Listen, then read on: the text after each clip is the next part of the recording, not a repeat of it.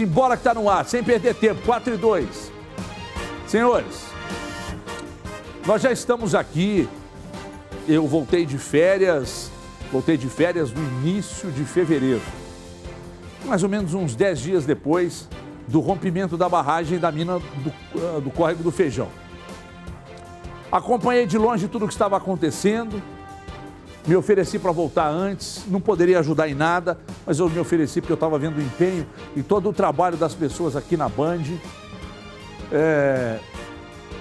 Já convivi morando próximo a uma barragem, embora não morasse abaixo dela, mas convivi morando próximo de uma barragem com pessoas que moravam abaixo. O desespero, o medo, a insegurança. E no primeiro rompimento, lá em 2015, as 19 pessoas mortas, o rastro de destruição que deixou, ali nós já ficamos preocupados com o que poderia acontecer a partir daquele momento e de lá para cá.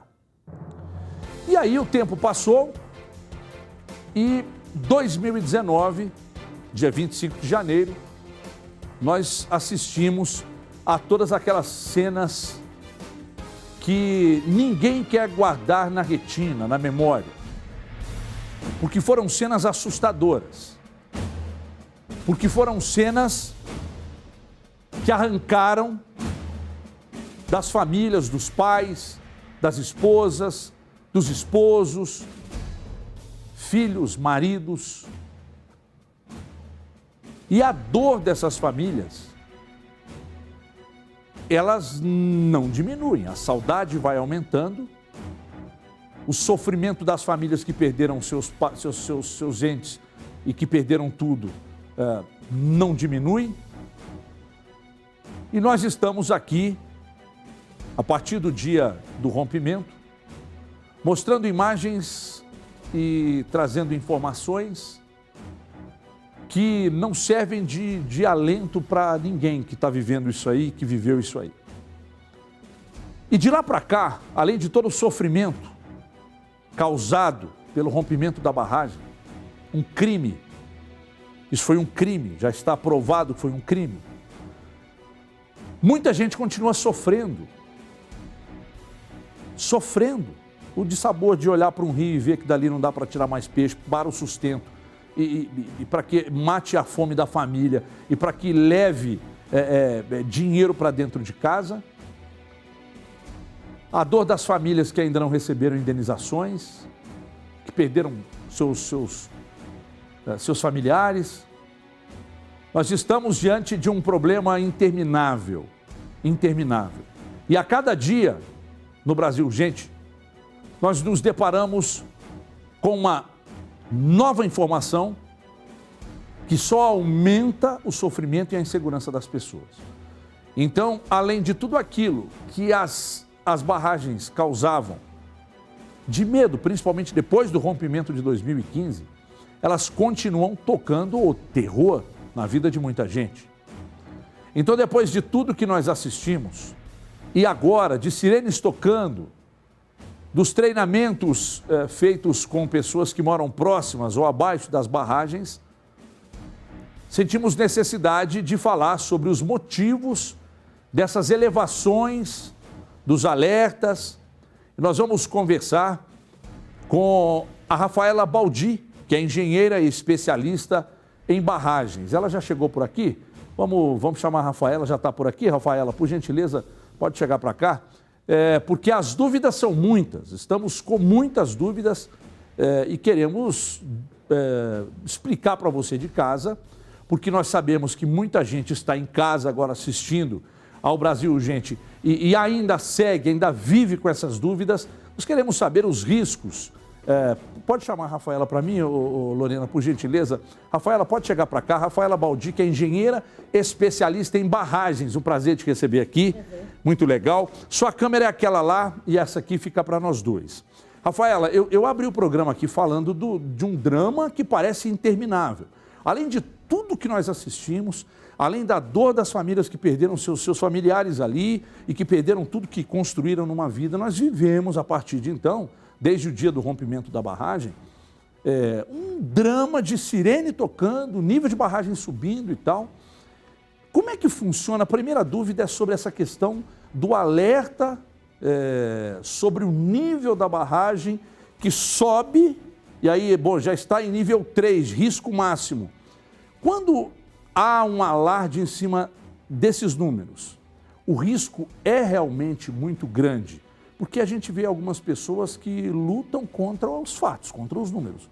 É uma possibilidade de fato muito grande de rompimento? Você, como especialista, pode falar para quem está em casa. Tá, vamos lá então, né? Tentar explicar de uma forma mais didática o que é essa elevação dos níveis.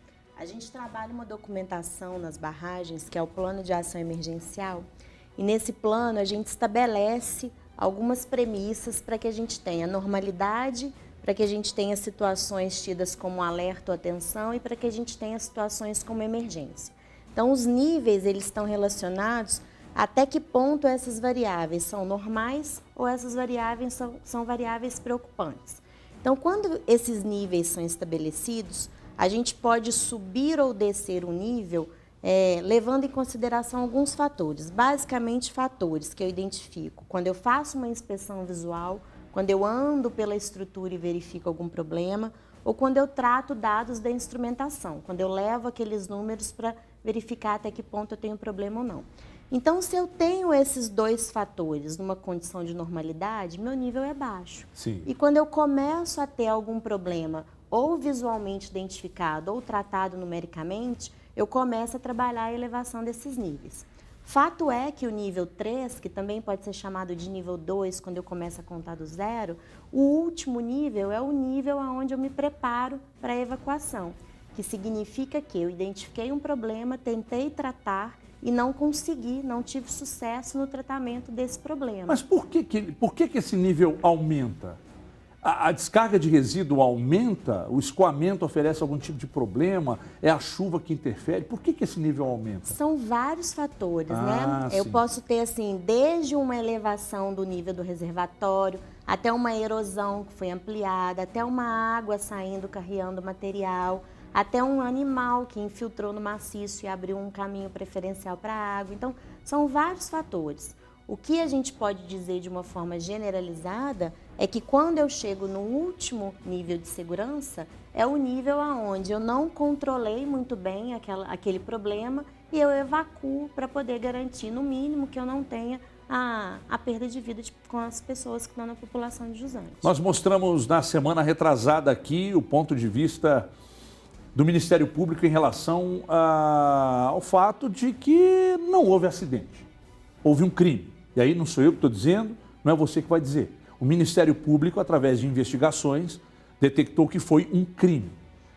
A Vale, na sua opinião, sabia e por que não tomou providência para evitar que acontecesse? Eu não gosto muito da palavra acidente, né? Porque quando a gente fala que uma ruptura como essa é acidente, a gente coloca em xeque todo um trabalho que é feito para projeto, para construção, para operação, para monitoramento e inclusive para fiscalização. Fato é que alguma coisa aconteceu e essa coisa está relacionada a alguma negligência, né? Porque uma estrutura não rompe de uma hora para outra. Não é numa determinada situação que ela fala assim, hoje eu vou romper. Então, quando ela chega no momento último da ruptura, ela já deu sinais ao longo do tempo que alguma coisa não estava legal.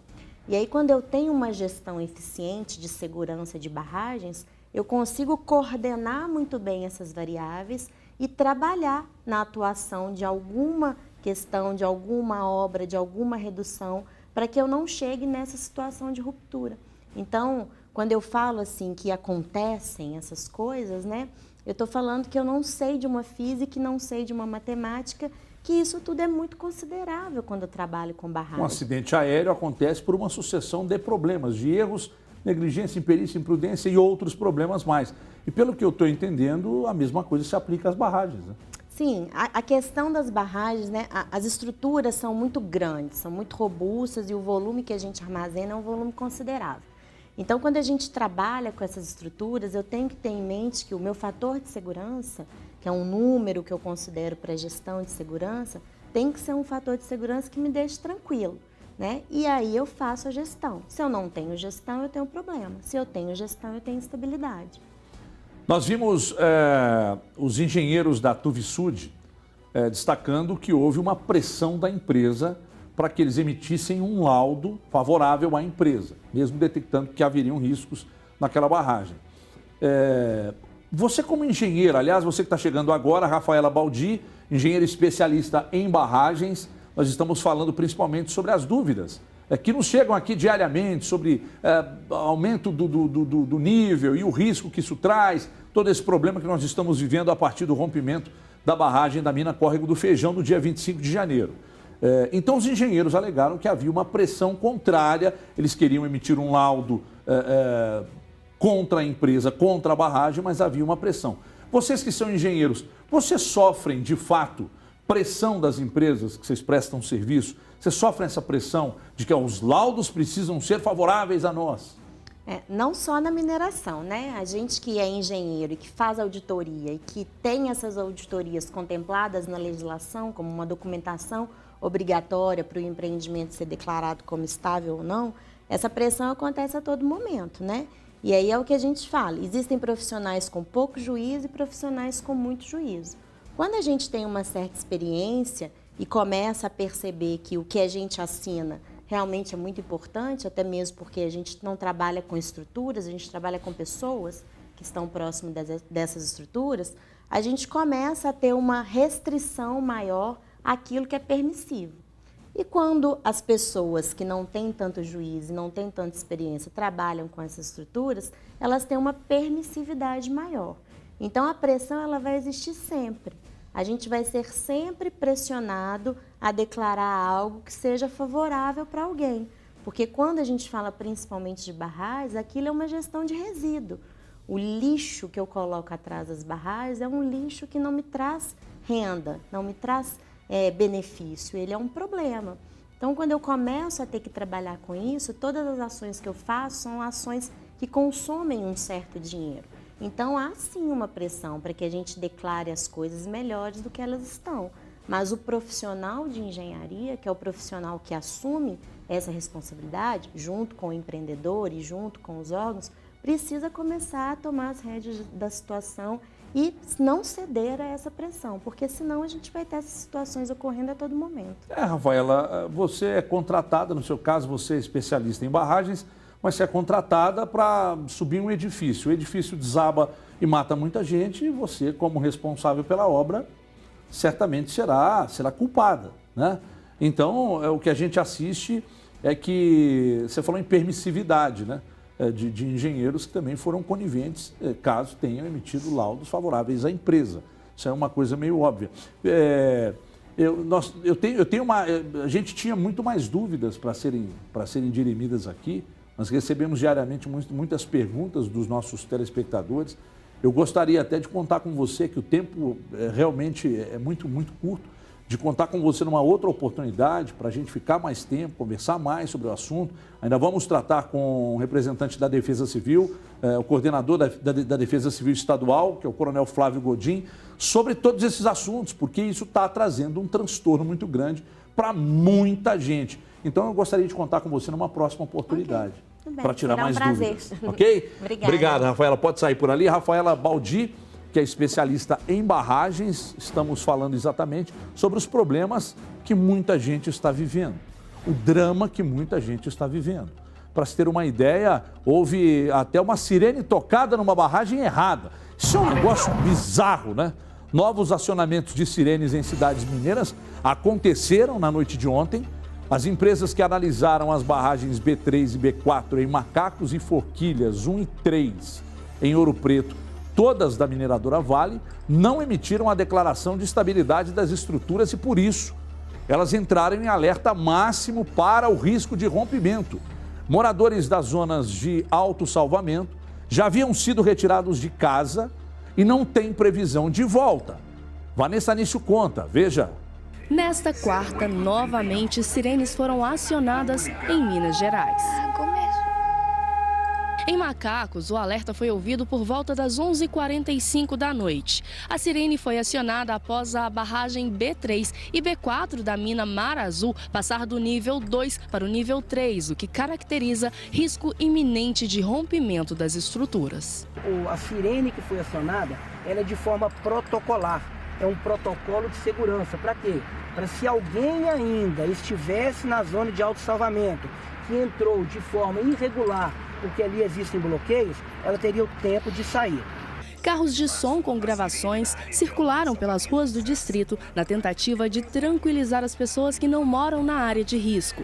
Ainda de acordo com a Defesa Civil, a elevação no nível de possível rompimento das barragens não colocaria a população em perigo, pois quem vive na área de autossalvamento já foi retirado do local no dia 16 de fevereiro e que a preocupação agora seria com as cerca de 5.000 pessoas que moram nas cidades de Honório Bicalho e Raposos, que estão na chamada zona secundária, também caminho da lama. Mesmo assim, um misto de indignação e medo tomou conta dos moradores de Macacos.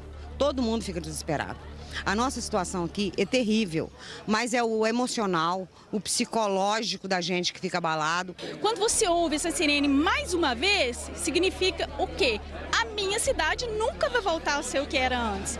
Vem, leva as nossas riquezas e deixa o transtorno. Silvânia está grávida de 36 semanas em uma gestação de risco e ficou sabendo que a sirene seria tocada por vizinhos. E o que nós passamos ontem já é a segunda vez sem dormir, uma falta de respeito com a gente, sabe? Nós estamos vivendo um horror. Não bebe, não comemos mais direito. Em pouco mais de um mês, esta é a segunda vez que a sirene é acionada em Macacos. Sinal de apreensão para quem vive no distrito e de mais prejuízos para os comerciantes do local. O movimento do turismo sumiu, os bares e restaurantes despediram muitas pessoas, fora os que já fecharam, né? Nós já tivemos aqui restaurantes que já fecharam. Eu não tenho recebido nem 10% do que eu costumo receber nos finais de semana, que é sempre lotado aqui em Macacos. Né? Eu tenho pousada que estava fechada Carnaval, Semana Santa e maio, que tinha um casamento. Estava fechado para esses eventos. Só que tudo cancelado. Itamar trabalha com ecoturismo na cidade e viu o movimento despencar desde o dia 16 do mês passado. Macacos está morto. Com as primeiras alertas dos toques das sirenes, ausentou totalmente o turista da região. E agora, ontem, novamente, acabou de matar o restinho que havia ficado. Em Ouro Preto, região central do estado, a sirene da mineradora também foi acionada após o nível de segurança da barragem Forquilha 1 e 3 ser elevado para o nível máximo de risco de rompimento. De acordo com a Vale, o acionamento das sirenes nas duas cidades foi uma medida preventiva, já que auditores independentes que avaliam as estruturas informaram à empresa que não vão emitir novas declarações de condição de estabilidade das barragens. Os certificados que atestam a estabilidade das estruturas vencem no próximo dia 31. Recebemos ontem a informação de que para Forquilha 1 e 3 e para B3 e B4, o fator de segurança virá abaixo de 1. Por conta disso, nós decidimos então elevar o nível de alerta de 2 para 3, porque abaixo do nível 1 é um nível crítico. E a gente entende que, além de já ter evacuado a zona de autossalvamento, precisamos complementar e estender o cuidado com a população nas zonas secundárias, nas SS, nas zonas de salvamento secundário. O que isso significa? Vão haver novas evacuações? Não. O protocolo para a zona secundária é treinamento, comunicação, esclarecimento da população, aparelhar a população para que ela possa fazer a evacuação do local. No caso de um rompimento, ela sai da sua residência, se dirige para fora da mancha até um ponto de encontro e a partir daí tem todo o acolhimento. A empresa informou ainda que o acionamento do sistema de alerta em Itabira foi um desacerto técnico, não havendo, portanto, situação de emergência nessa localidade e nem necessidade de que as comunidades da região sejam evacuadas. É um drama que parece que nunca vai acabar. As pessoas estão sofrendo muito. Já falei muito sobre isso no bloco anterior, ou no início do programa. de pessoas que sofrem porque perderam tudo, outras que estão sofrendo porque estão perdendo inclusive o sono, porque não tem sossego. É um negócio realmente complicado. Daqui a pouco, na volta do intervalo, já, vou receber o Coronel Flávio Godinho, coordenador da Defesa Civil Estadual, para comentar a situação em Macacos e Ouro Preto.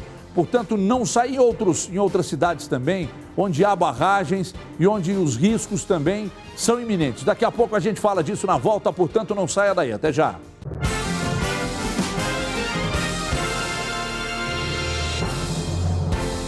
Estamos de volta com o nosso Brasil, gente. Minas, 4 horas 25 minutos. Prometi no bloco anterior a presença do Coronel Flávio Godinho, coordenador da Defesa Civil Estadual, para comentar a situação em Macacos, Ouro Preto, em outras cidades da região metropolitana, aliás, do estado, que sofrem com esses problemas de instabilidade nas barragens. Coronel, pode chegar por aqui. E, em primeiro lugar, agradeço sua vinda, muito importante sua vinda aqui.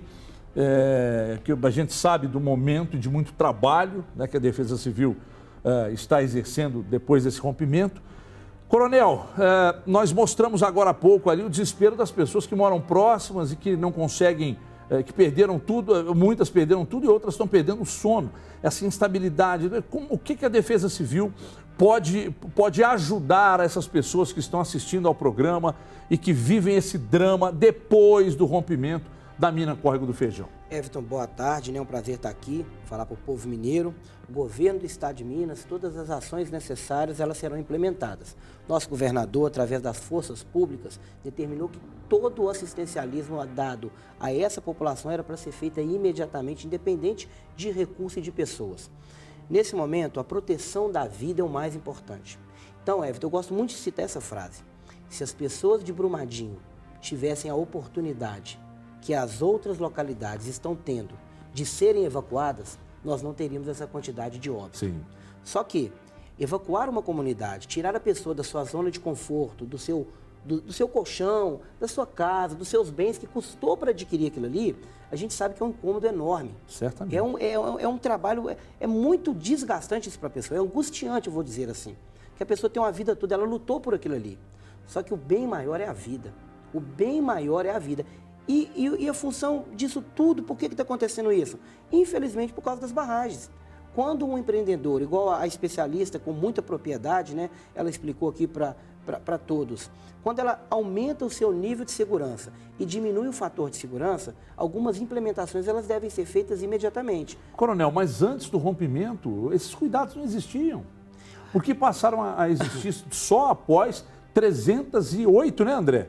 308 pessoas somadas às identificadas e não, mais de 300 pessoas mortas e só agora todo esse cuidado, né? O senhor destacou antes, Sim. Se todo esse cuidado tivesse sido feito antes, nós não teríamos mais de 300 pessoas mortas. Por que só agora? Exatamente. Quando a barragem está em nível 1, igual a especialista acabou de explicar, não há ações imediatas para a Defesa Civil em função das pessoas que ali estão. Existem sim ações do empreendedor, de melhorias, de segurança. Quando essa barragem atinge nível 2, de forma de precaução, a Defesa Civil, através do empreendedor, ela determina que essas pessoas sejam evacuadas. Então, nós não tínhamos em datas pretéritas apontamentos de empreendedor de aumento de nível de barragem. Então, a gente sabe que após o caso de Brumadinho, algumas auditorias elas passaram a ser mais conservadoras, né? Cobrar índices que talvez não eram cobrados naquela época. O temor realmente de assinar um laudo, né? De emitir um laudo, igual ela acabou de explicar, sobre a questão das barragens. Então, assim, todas essas ações elas culminaram para um aumento de nível de segurança em diversas barragens. Exemplo, a gente acabou de fazer um simulado em Barão de Cocais. Imediatamente nós fomos acionados para essas outras barragens, Forquilha 1, Forquilha 3, B3 e B4, que o nível de segurança 2 iria passar para 3. E imediatamente deslocamos toda a equipe para cá, que já tem vários trabalhos ao mesmo tempo. Amanhã, Everton, estamos fazendo o simulado em Santa Bárbara. Na quarta-feira, nós estamos fazendo em São Gonçalo.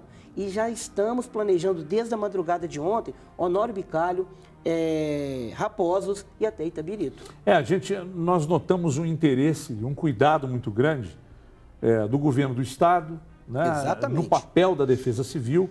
Há um envolvimento realmente muito grande, um cuidado muito grande, para que nós Todos nós, e o nosso papel também é muito importante nesse processo, para que a gente evite que mais uma tragédia aconteça. Mas o que me deixa mais angustiado, coronel, é saber que antes do rompimento, as barragens subiam de risco e nada era feito.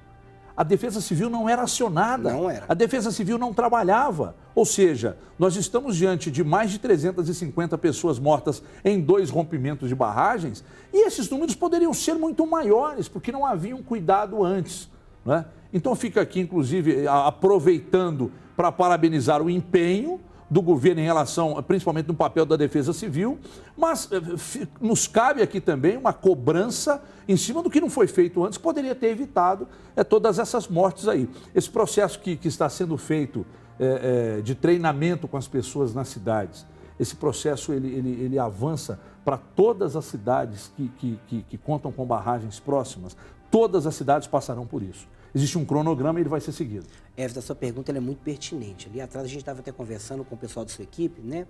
Hoje criou-se uma barragem, é obrigatório ter o treinamento. Isso não acontecia em tempos atrás. Mas isso foi uma coisa criada no governo Zema? Não, isso já existe. Qualquer empreendimento, aquela comunidade, ela tem que ser treinada. Ela deve ser treinada. Por quê? Aquela barragem que até aquele momento ela está estável, mas ela é um risco. Certamente. Existe ali um barramento, existe uma contenção de rejeitos, que numa projeção de massa, ela atinge uma velocidade grande, com a projeção forte de massa, que pode causar danos igual causou em Brumadinho. Então, nós temos que adotar, Everton, uma política igual é adotada em países de primeiro mundo. Nós hoje conseguimos ver crianças no Japão com 4 anos de idade, sendo treinadas para a crise que existe ali. Sim. Então, nós temos que implementar isso no Brasil, nós temos que pensar lá na frente, nós temos que avançar na prevenção, porque depois que o fato acontece, não adianta remediar, não adianta vir com ações de assistencialismo, a vida ela não tem preço, nós não conseguimos mensurar isso. Coronel, existe algum tipo de resistência contra o trabalho da Defesa Civil nesses treinamentos? De forma alguma, não nenhuma. existe, né? A Defesa Civil ela tem uma penetração junto à comunidade, uma aceitação de dar orgulho na gente, de dar orgulho ao povo mineiro. Então, essa penetração que a gente tem, a gente utiliza isso e o governo ele dá todo o apoio para a Defesa Civil. Todo momento o governador determinou todas as ações para que possamos trabalhar da melhor maneira e ainda, Everton, de forma isenta. De forma totalmente isenta, cobrando de quem tem que cobrar, determinando ações. Quer ver um exemplo? Não se pensava, pessoas que, quando se fala em evacuação, as pessoas iam só para hotéis. Sim. Só que o que tem acontecido? Existem certas pessoas que preferem ir para casa de família. Não, eu prefiro ir para casa de minha família. E essa pessoa ela vai gerar um custo para aquela outra família, com água, com luz, com alimentação. A Defesa Civil, ela determinou a Vale que fizesse um aporte financeiro para essa pessoa que vai para a casa de parente, porque vai ter um custo ali. E aí, Everton, o sucesso de Minas Gerais é a sinergia entre os órgãos. Então, a Defensoria Pública, através da Procuradoria-Geral, do Dr. Toné, que tem dado todo o apoio através do Ministério Público, da doutora Andressa. Trabalho impecável do Ministério Público. Excepcional, cobrando. Eu participo de reuniões em todas que o Ministério Público está, mas cobra muito da empresa, em qual sentido? De proteger o povo mineiro. Tem que ser assim, tem que ser assim. Agradeço a presença, coronel, muito obrigado. Parabéns a todos da Defesa Civil. Estou fazendo média aqui não, porque é um trabalho realmente muito bem feito, muito bem elaborado. E nós vamos daqui continuar cobrando, né? Cobrando principalmente para que as pessoas que perderam tudo, para que a empresa seja responsabilizada, que já está mais que provado que foi um crime, que pague e caro pelo que cometeu. Não há como nós abrirmos mão. Eu estou cansado de saber disso, da mineração no Estado. Não há como. Mas que tudo seja feito com essa segurança que está sendo, esse cuidado que está sendo feito agora. Se já tivesse sido feito antes, nós não teríamos 350 pessoas mortas nos 2 rompimentos. Coronel, muito obrigado. Muito obrigado. Um abraço a todos da Defesa Civil. Obrigado pela oportunidade. A gente sabe da sua audiência que ela tem uma grande projeção e isso facilita. Então, Coronel Borges, agradece muito esse empenho e essa dedicação que vocês têm com a Defesa Civil. Leve meu abraço ao Coronel também. Okay, pode sair por ali, muito obrigado. Nós vamos continuar daqui cobrando e é o que nos resta, não é? A cobrança tem que ser feita. O governo precisa ter a mão pesada também em cima de um controle maior, né, de todos aqueles documentos citados pela engenheira que esteve aqui agora há pouco, falando exatamente da pressão que há, pressão contrária, para que os laudos sejam todos naturalmente pró-empresa e não pró Estado, e quando eu falo Estado, eu falo do governo, falo das pessoas, da população que vive próxima das barragens. Então, existe um papel importante do governo nesse processo, né? É preciso que tenha também um cuidado muito grande nas empresas que fazem esse trabalho de inspeção. Os laudos não podem sofrer, ou os engenheiros não podem sofrer pressão das empresas para que seja um laudo positivo e que só interessa à empresa. Porque o resultado dessa articulação porca, dessa articulação bandida, são esses 350 que estão mortos aí. O IBAMA e o Instituto Estadual de Florestas do Estado de Minas publicaram, atenção, hoje, uma nota técnica que desmente a informação de contaminação do reservatório da usina hidrelétrica de Três Marias pelos rejeitos da barragem da mina Córrego do Feijão, em Brumadinho. No documento, os órgãos também afirmam que os rejeitos não ultrapassaram a usina hidrelétrica de Retiro Baixo, entre Curvelo e Pompéu, e que não houve tempo hábil para o material chegar ao Rio São Francisco. Segundo os órgãos, foram criados pontos de coletas em 21 outros pontos ao longo de toda a bacia. E a gente segue acompanhando e informando aqui no Brasil Urgente Minas toda a situação envolvendo os rios que estão no caminho de todo esse rejeito aí. Vamos para um rápido intervalo, a gente volta na sequência aqui com o nosso Brasil Urgente Minas na tela da Band. Então não saia daí, são só 2 minutinhos, até já.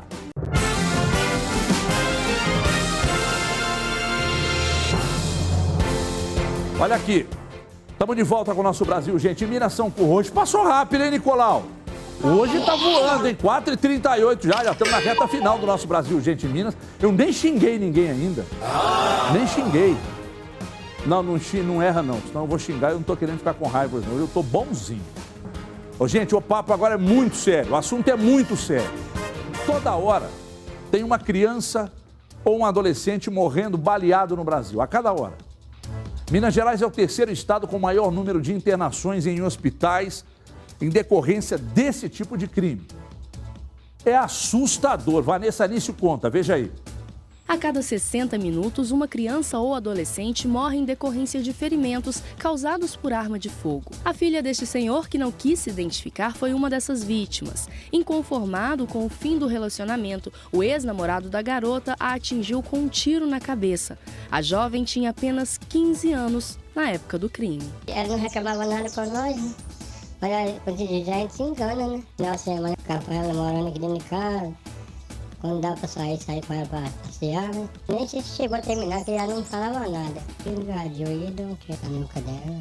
Um levantamento feito pela Sociedade Brasileira de Pediatria aponta que nos últimos 20 anos, mais de 145 mil pessoas com idades de 0 a 19 anos faleceram em consequência de disparos, sejam eles intencionais ou acidentais. Minas Gerais ocupa o terceiro lugar entre os estados com mais internações de crianças e adolescentes vítimas desses disparos e está na 5ª posição com mais vítimas fatais desse público por arma de fogo.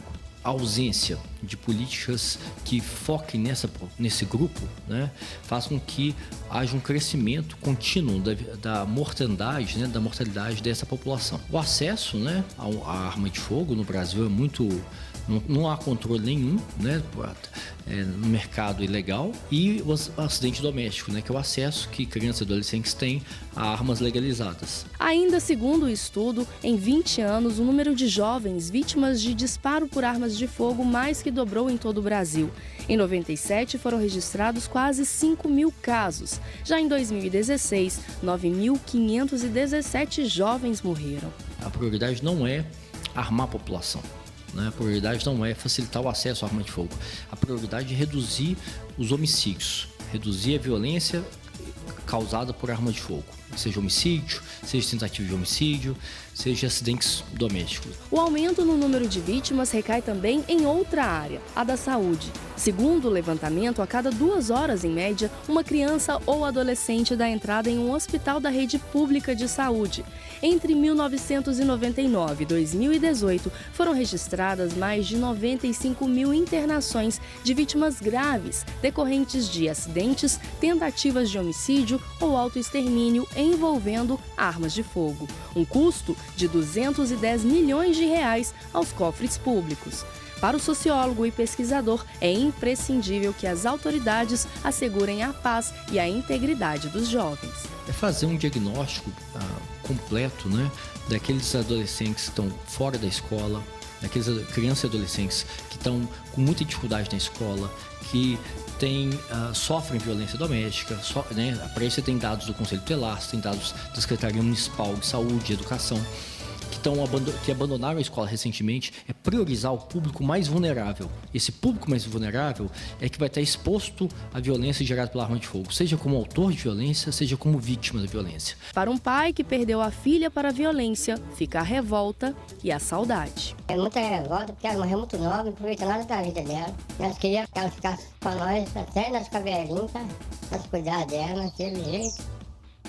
Deixa na tela aí no GC. Deixa aí. Uma reflexão de 10 segundos. A cada hora, uma criança ou adolescente morre vítima de disparos de armas de fogo.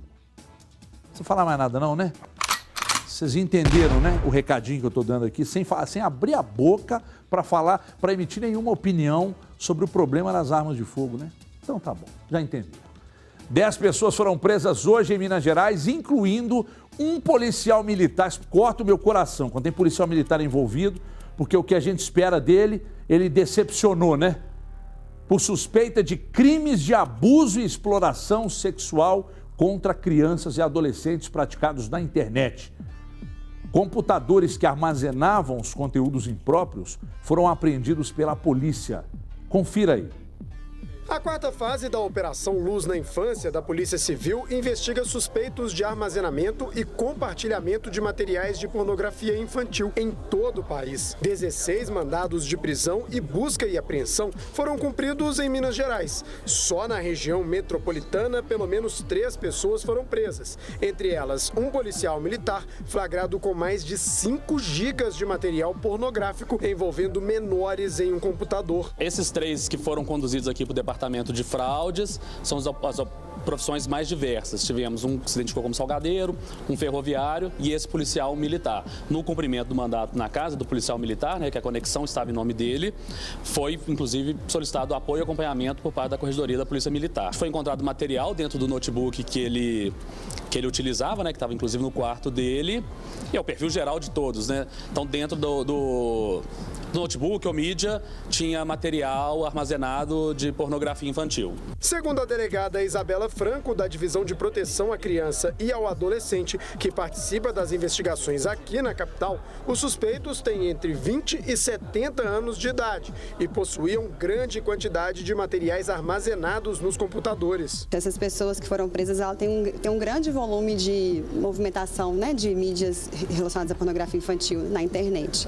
Então, não é possível falar que esse download ou esse compartilhamento foi feito por equívoco, sem querer. Eles podem responder pelo crime de armazenamento de material, né, relacionado à pornografia infantil, cuja pena é de 1 a 4 anos, e o compartilhamento, cuja pena é de 3 a 6 anos. Nos locais onde a polícia cumpriu os mandados, foram apreendidos computadores, HDs, diversos pendrives, além de um celular e uma máquina fotográfica. O material será vistoriado por especialistas da polícia para confirmar a prisão em flagrante dos investigados. Segue a investigação, né, com outras diligências, aí sim a análise de todo o material, do volume desse material, o volume eventual de compartilhamento, do que estava armazenado, qual o tipo de site que foi acessado, onde foi buscado, aí a gente segue agora com as investigações.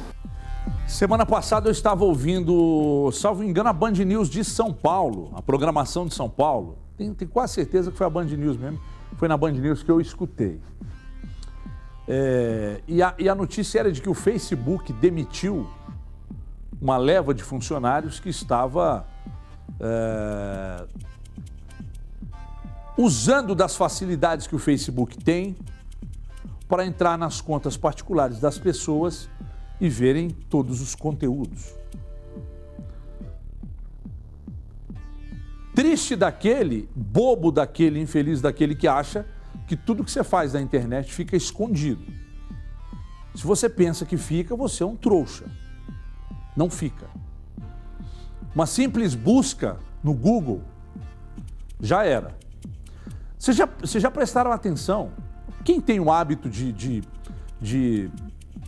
repente, procurar algo no Google, ou na busca do Twitter, ou na busca do Instagram e tal, sabe muito bem que uma simples palavra é suficiente para o Google trabalhar em parceria com outras empresas e dispararem nas suas redes sociais tudo que tem relação com aquilo que você procurou no Google. Então você procura no Google lá, pneu, automaticamente no seu Instagram começa a aparecer propagandas de lojas de pneus. É um negócio incrível. Você está procurando, uma amiga minha disse que o pai dela procurou por purificador de água. Aliás, digitou no... Não, quem me contou isso foi o Átila. O Átila, namorado da Renata Fã. Everton, meu pai mandou para a secretária dele, no WhatsApp, compra um purificador de água da marca tal no lugar tal. No WhatsApp. Quando ele abriu a internet, começou a aparecer em outra... Estou falando de WhatsApp. Aí eles falam do negócio de criptografia, etc. Pode ter sido uma grande coincidência. Aí começa a aparecer um monte de coisa de purificador de água para ele. Agora, eu não sei... Um dia eu quero trazer aqui alguém que trabalhe com tecnologia para me explicar uma coisa. Por que quando o meu telefone está no meu bolso e eu comento algo sobre algum assunto e tal, quando eu abro o telefone e vou lá no Google, por exemplo, aparece o que eu estava falando? Isso aí não vai dar para explicar. Aí, ó, tá vendo só?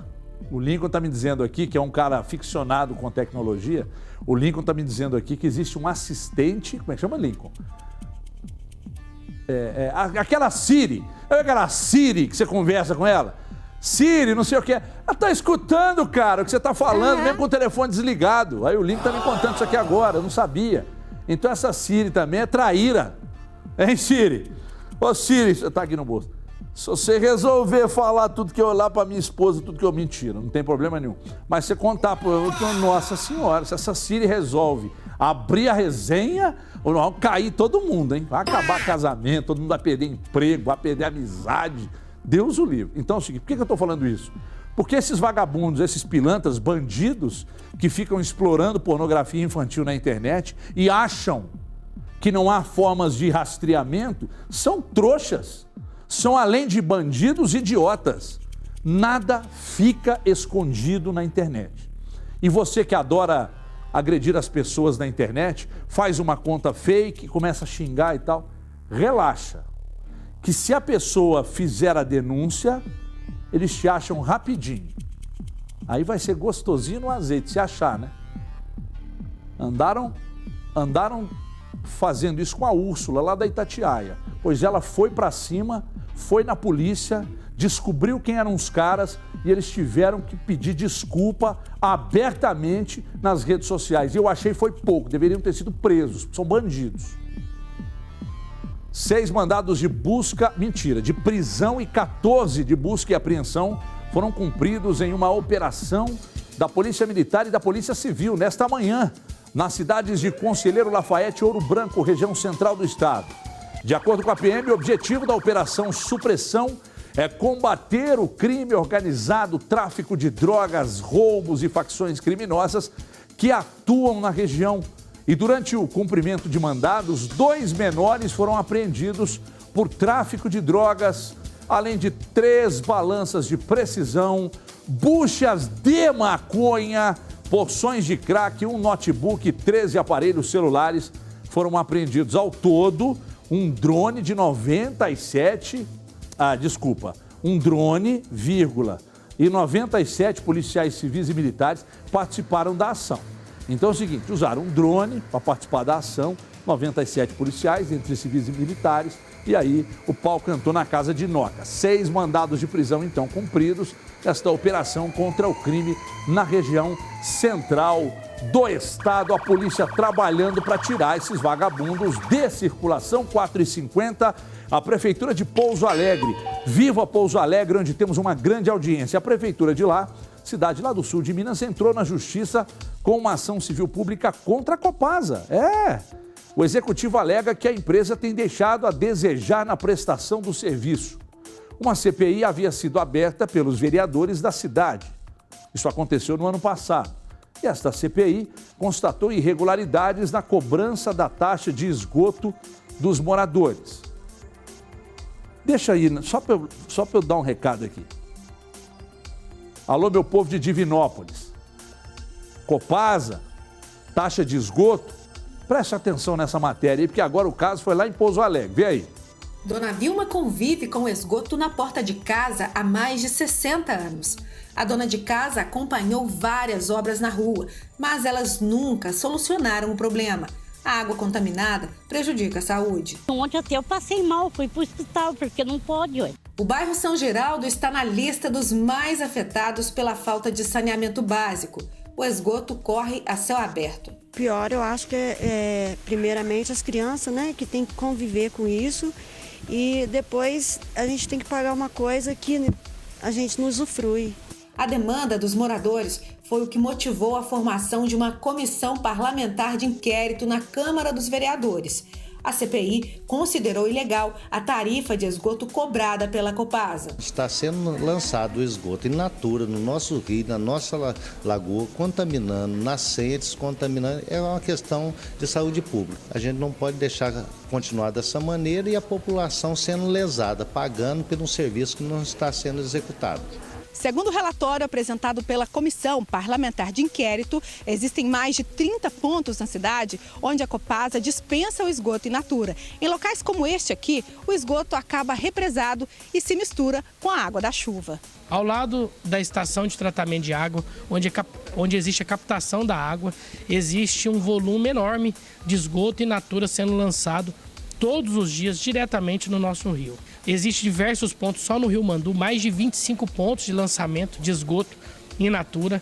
A Prefeitura de Pouso Alegre, responsável pela concessão, propôs uma ação civil pública contra a Copasa, exigindo a regularização do serviço. Nós estamos entrando com uma ação que tem vários pedidos, entre eles que cesse imediatamente a remessa desse esgoto nos nossos rios e também que seja devolvido à população de Pouso Alegre toda a tarifa que foi cobrada por tratamento de esgoto nesse período dos últimos 5 anos. A liminar ainda prevê a adequação dos serviços de coleta, transporte e tratamento e também o pagamento de R$1,5 milhão por danos morais coletivos. Nosso pedido foi formulado para que em 30 dias estejam implementadas as medidas que cessem o lançamento de esgoto in natura nos corpos hídricos do município. O nosso pedido de liminar contempla também a cessação imediata da cobrança.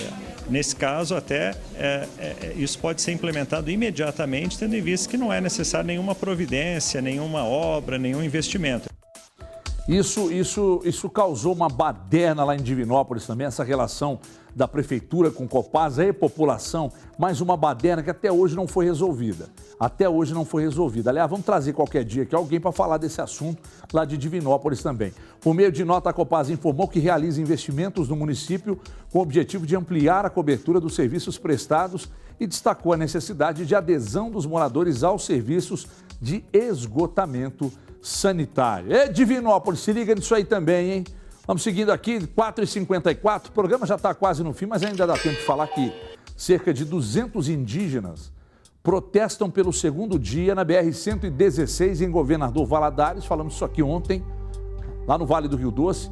Isso aconteceu na manhã de hoje contra as propostas do Ministério da Saúde.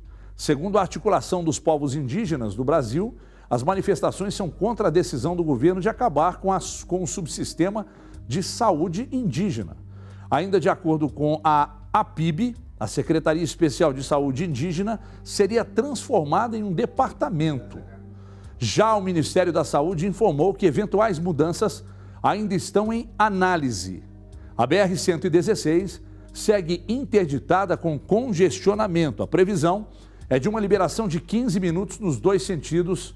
Aliás, aconteceu uma liberação de 15 minutos nos dois sentidos por volta do meio-dia, mas o pessoal continua manifestando.